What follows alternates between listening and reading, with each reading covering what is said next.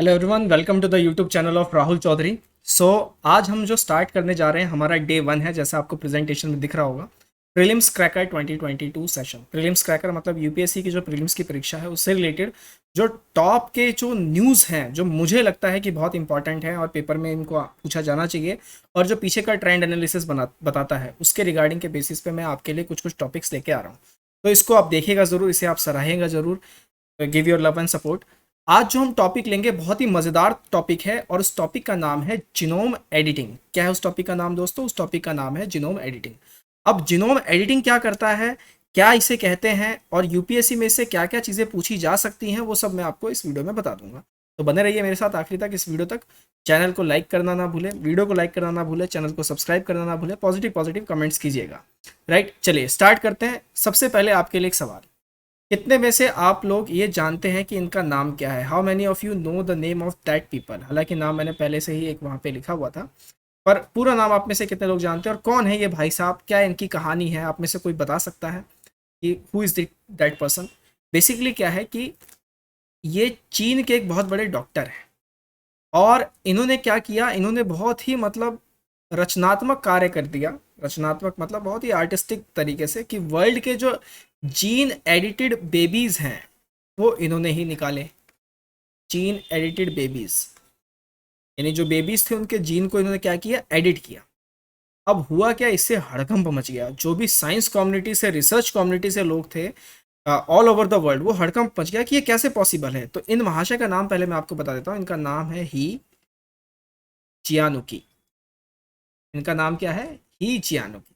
तो ही जियानुकी वाले भाई साहब, यानी ही वाले भाई साहब ने क्या किया कि ऐसा कर दिया। साथ ही साथ उन्होंने बोला भी कि मैं रिसर्च कर रहा था जीन एडिटिंग के बेसिस पे, और इस तरीके से मैंने ये कारनामा करके दिखाया। तो चाइना की सरकार तुरंत हरकत में आई, और उन्होंने बोला कि जो भी साइंटिफिक रिसर्च जो होता है, मेडिकल रिसर्च जो होता है, उसमें कुछ बॉटम लाइन में एथिकल वैल्यूज इनहेरिट होते हैं, उनका आपको ध्यान रखना पड़ता है। अगर आप ऐसे करेंगे तो लोगों के मतलब शरीर से खिलवाड़ होने के चांसेस हो सकते हैं, उन पे गलत इम्पैक्ट आ सकता है, और अगर उनकी मौत हो गई तो फिर इसकी जिम्मेदारी लेगा कौन? तो आपने एथिकल लाइन भी क्रॉस कर दिया। इन सब चीज़ों को देखते हुए हम क्या कर रहे हैं, यानी हम मतलब चाइना की सरकार ने कहा कि हम आपको 3 साल के लिए भैया जेल के अंदर रख रहे हैं। और साथ ही साथ एक एडवाइजरी भी, एक वार्निंग कह लीजिए कि जारी कर दिया गया सभी वहाँ पे साइंटिफिक जो कम्युनिटी थी उनके लिए, मेडिकल कम्युनिटी के लिए, कि आप में से कोई भी ऐसी हरकतें ना करें, बिकॉज ये वायबल नहीं है। This is not a proper solution. तो इन्होंने क्या बनाया, इन्होंने जीन एडिटेड बेबीज बनाए। सबसे पहले वर्ल्ड के जीन एडिटेड बेबीज कहाँ पे बने हैं? चाइना में बने हैं। तो जीके का एक थोड़ा सा सवाल तो ये भी एक बन गया। क्लियर है? तो इनका नाम अब आपको पता चल चुका है। इनसे रिलेटेड थोड़ी सी कहानी आई होप आपको पता चल चुकी है। नेक्स्ट नेक्स्ट है हमारे पास ये जीन एडिटिंग। ये होता ऐसे ही है, हमारा जो जीन है उसके अंदर होते हैं डीएनए, उसमें बने होते हैं स्ट्रैंड्स। क्या बने होते हैं? स्ट्रैंड्स। और सब कुछ यही है, आपके बालों का रंग, आपके स्किन का रंग, आपकी चाल ढाल, आप मतलब आप लंबे होंगे या छोटे होंगे, मोटे होंगे या पतले होंगे, आपकी जो जो डीएनए है वो सब यहीं पे सारा इनहेरिट है। अब इसमें क्या करते हैं, इसमें एडिटिंग कर सकते हैं, इसमें कोई चीज़ बदलाव कर सकते हैं, इसी को कहा जाता है जीन एडिटिंग। तो थोड़ा डेफिनेशन वाइज भी थोड़ा समझ लेते हैं। सबसे पहला सवाल जो जहन में उठता है, that is what is the genome editing. Genome editing की डेफिनेशन क्या है? इसको जीन एडिटिंग भी कहते हैं। It is assisted by the group of technologies in which scientist change the DNA of an organism. तो साइंटिस्ट क्या करते हैं कि किसी भी ऑर्गेनिज्म का डीएनए जो होता है उसे चेंज करते हैं। डीएनए की फुल फॉर्म बताइए आप लोग मुझे, डीएनए की क्या फुल फॉर्म है? How many of you know about the full form of DNA? Comment thread में पोस्ट कीजिए कि डीएनए की फुल फॉर्म क्या होती है। इतना बेसिक चीज़ आपके पास होना चाहिए। अब ये टेक्नोलॉजीज जो आ रही हैं, जो जेनेटिक मटेरियल को क्या करती हैं, या तो आप कोई ऐड कर सकते हैं, रिमूव कर सकते हैं, बदल सकते हैं, और एट अ पर्टिकुलर लोकेशन, जैसे कि इस डायग्राम में आप देखें कि इस पर्टिकुलर लोकेशंस पे यहाँ पे सारा काम किया जा रहा है। इस पर्टिकुलर लोकेशन पे यहाँ पे सारा काम क्या किया जा रहा है? सारा काम किया जा रहा है। इसमें आप ऐड कर सकते हैं, रिमूव कर सकते हैं, ऑल्टर कर सकते हैं, ये सारी चीज़ें इसमें होती है। अब इसमें भी एडवांस रिसर्च आ गए, और इसमें जो एक चीज़ आई उसका नाम है क्रिस्प-पीआर, CRISPR, जिसे हम कहते हैं clustered regularly interspaced palindromic repeat. क्या बोला मैंने? Clustered regularly interspaced palindromic repeat. इसमें क्या होता है कि जो भी लोकेशंस, पर्टिकुलर लोकेशंस है, उन पे जो टारगेट किया जाना है, कहाँ पे जीनोम सीक्वेंसिंग की जाएगी, कहाँ पे क्या चीज़ें स्पेसिफिकली इंसर्ट करना चाहिए, वो सब इसके ज़रिए किया जाता है। क्रिस्प-पीआर, इसके लिए Cas9 का एक प्रोटीन जो है वो इस्तेमाल किया जाता है, वो मैं आपको थोड़ी देर में बताऊंगा।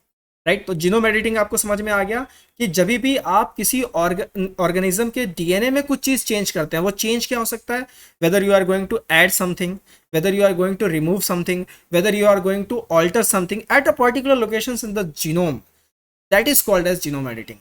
क्लियर है यहाँ तक, कोई डाउट? क्रिस्प पीआर, ये भी चीजें आपको क्लियर हो गई। चलिए आगे बात करते हैं, अभी काम कैसे करता है, how does the crisp PR works. तो देखिए सबसे पहला क्या है कि एक Cas9 का एक प्रोटीन जो है वो बनता है आरएनए से। तो ये जो है ये Cas9 का एक प्रोटीन बना, उसके बाद इसको क्या किया जाता है, इसको जो इलाके में, जैसे मान लीजिए इस इलाके में मुझे कुछ काम करना है, पर्टिकुलर टारगेटेड लोकेशंस, तो यहाँ पर उसे नीचे प्लेस किया जाएगा।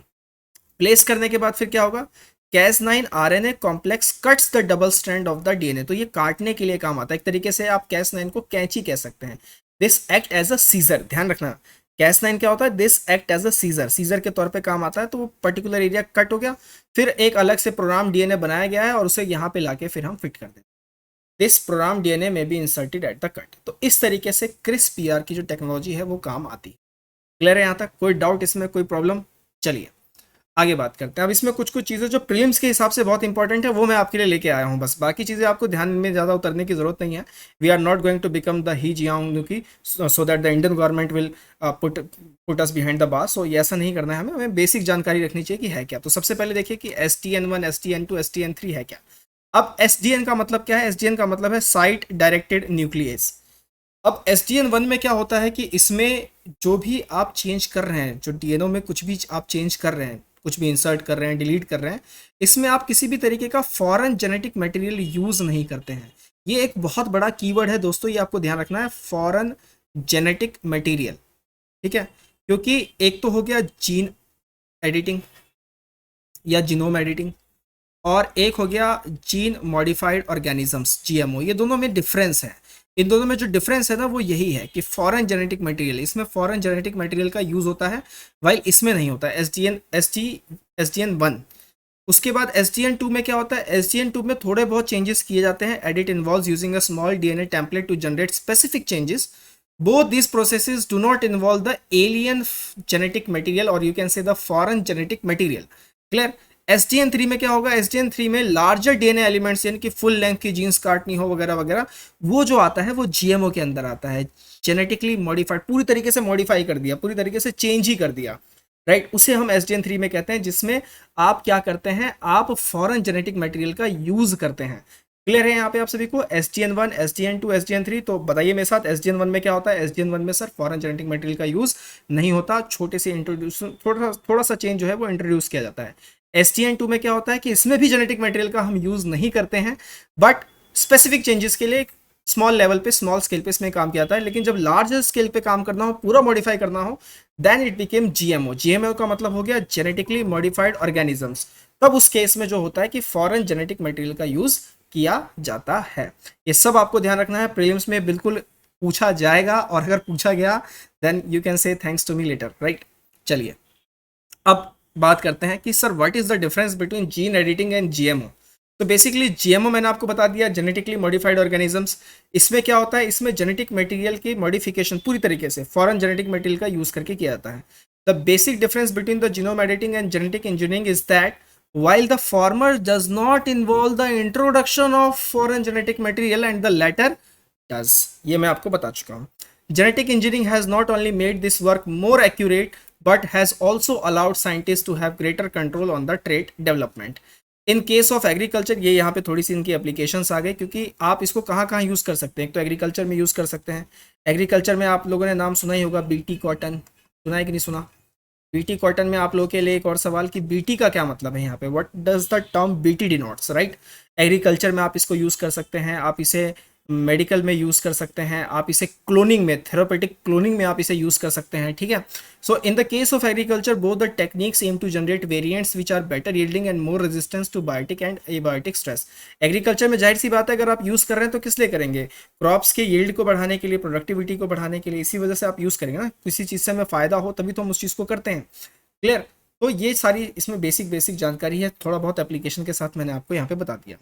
नेक्स्ट आप देखते हैं इसमें चैलेंजेस क्या हैं। तो सबसे पहले जब मैंने वीडियो की शुरुआत की थी तो वही मैंने आपको बताया था कि सबसे पहला जो बड़ा चैलेंज आता है वो ये आता है कि इसमें एथिकल वैल्यूज जो है वो खड़े हो जाते हैं। लेकिन उसके अलावा भी कुछ चैलेंजेस हैं, वो देखते हैं क्या करके। पहला पॉइंट क्या कहता है कि जो जीएम क्रॉप से have been a topic of debate, बहुत सारे एनवायरमेंटलिस्ट का कहना है कि आप इसे अपोज करें, मतलब लोगों को कहते हैं वो कि आप इसे अपोज कीजिए, क्योंकि इसमें बायोसेफ्टी के ग्राउंड्स पे आप इसे नहीं अप्लाई कर सकते, इनकम्प्लीट डेटा है। In India the introduction of GM crops is a laborious process which involves multiple levels of checks. उसके लिए कमेटी वगैरह सब बनी हुई है, अभी थोड़ी देर में आपको बता दूंगा कि ये प्रोसेस है क्या। Scientists both in India and across the world have been quick to draw the line between the GM crops and genome edited crops. The latter, they have pointed out, has no foreign genetic material in them which makes them indistinguishable from the traditional hybrids. जो बहुत सारे देश जैसे कि Argentina, Israel, US, Canada वगैरह वगैरह, इन सब ने जीनोम एडिटेड क्रॉप्स को लेकर लिबरल रेगुलेशंस बना रखे हैं, लेकिन भारत ने ऐसा नहीं कर रखा। इंडिया ने ऐसा जो है नहीं कर रखा है। इंडिया में अगर आप देखेंगे तो जीएम क्रॉप्स में एक ही है जो अभी तक चल रहा है, that is BT cotton. BT cotton ही है जो चल रहा है, बाकी कोई भी नहीं चल रहा, राइट। नेक्स्ट, अब हाल फिलहाल की डेवलपमेंट क्या हुई, तो भारत के रिलेटिव में, भारत के संदर्भ में हम इसमें थोड़ा सा बात कर लेते हैं कि ये टॉपिक में लेके भी क्यों आया और यूपीएससी इसको पूछेगा भी क्यों। तो गवर्नमेंट ने क्या किया है कि एसटीएन 1 और 2 को लेके अपने environment protection act 1986 EPA, environment protection act में रूल नंबर 7 से 11 तक, उसमें कुछ कुछ चीज़ें एग्जेम्प्ट कर दी हैं। एग्जेम्प्ट करने का मतलब है अब उन्होंने अलाउ किया है कि जो जीएम क्रॉप्स है जिनके लिए पूरी एक लेबोरियस प्रोसेस है, लॉन्ग प्रोसेस है, उसको अवॉइड किया जाए। और ये सब किस कमेटी के थ्रू होता है? जेनेटिक इंजीनियरिंग अप्रेजल कमेटी के थ्रू ये होता है। The institutional biosafety committee under the environment protection act will now be interested to certify that the genome edited crops is devoid of any foreign DNA. तो जो भी genome editing अब होगी उसमें क्या होगा कि किसी भी तरीके का फॉरेन डीएनए यानी कि फॉरेन जेनेटिक मटेरियल वो यूज़ नहीं करना होगा। और ये सब किसके तहत किया जाएगा? इंस्टीट्यूशनल बायोसेफ्टी कमेटी इसको देखेगी, जो कि आती है ईपीए 1986 के अंदर में। तो इस वजह से ये जो टॉपिक था ये चर्चा में था, जीन एडिटिंग।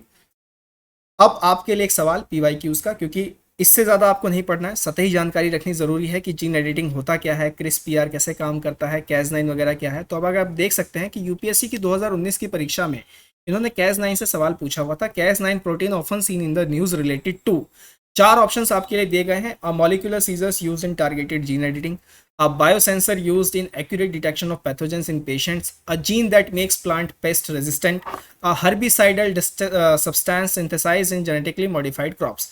क्या सही आंसर होगा आप में से? ये मैं आपके लिए छोड़ता हूँ कि क्या सही आंसर होना चाहिए, आप लोग मुझे इसका आंसर दीजिए। अगले वीडियो में मिलेंगे साइंस एंड टेक की किसी और बहुत ही खूबसूरत टॉपिक पे बात करते हुए। हम देखेंगे यूपीएससी के प्रीलिम्स क्रैकर 2022 का ये सीरीज चल रहा है, आप लोग देखिए, अपने दोस्तों को भी दिखाइए, जितना हो सके लाइक एंड शेयर कराइए। मिलेंगे अगले सेशन में, टिल देन टेक केयर, नमस्ते।